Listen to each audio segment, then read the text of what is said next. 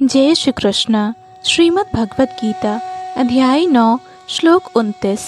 समोहम सर्वभूतेषु न मे द्वेष्योऽस्ति न प्रियः ये भजन्ति तु माम भक्त्या मयि ते तेषु चाप्यहम्। मैं न तो किसी से द्वेष करता हूँ, न ही किसी के साथ पक्षपात करता हूँ। मैं सबों के लिए संभाव हूँ, किंतु जो भी भक्ति पूर्वक मेरी सेवा करता है वह मेरा मित्र है, मुझ में स्थित रहता है और मैं भी उसका मित्र हूँ। अर्थात इस जगत में हो सकता है कि कोई व्यक्ति अत्यंत उपकारी हो, किंतु तो भी वह अपनी संतानों में विशेष रुचि लेता है। भगवान का कहना है कि प्रत्येक जीव, चाहे वह जिस योनि का हो, उनका पुत्र है। अतः वे हर एक को जीवन की आवश्यक वस्तुएं प्रदान करते हैं।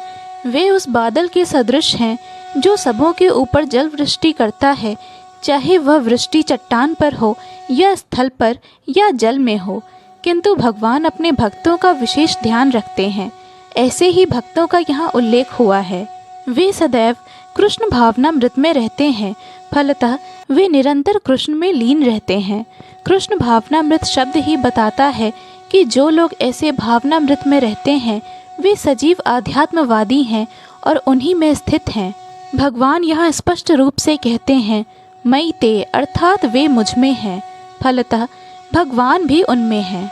इससे ये यथा माम प्रपद्यन्ते तांस तथैव भजाम्यहम् की भी व्याख्या हो जाती है। जो मेरी शरण में आ जाता है मैं उसी रूप में उसकी रखवाली करता हूँ।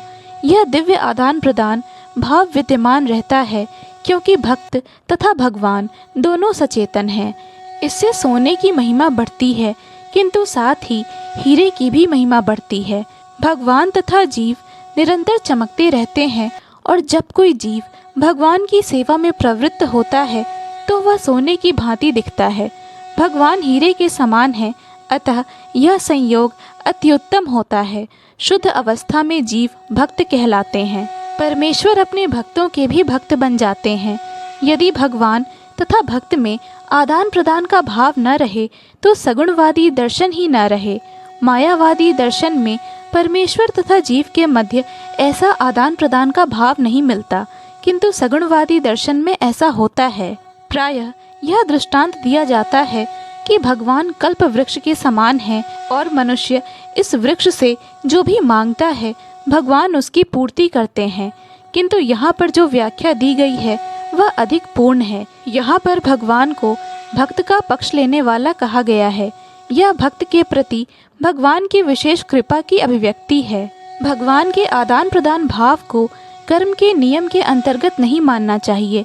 यह तो उस दिव्य अवस्था से संबंधित रहता है जिसमें भगवान तथा उनके भक्त कर्म करते हैं।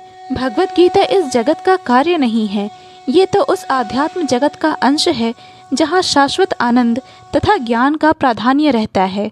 जय श्री कृष्ण। पूर्ण भगवत गीता के श्लोकों को सुनने और समझने के लिए कृपया इस चैनल को सब्सक्राइब करें। वीडियो पसंद आया हो तो लाइक और शेयर करें।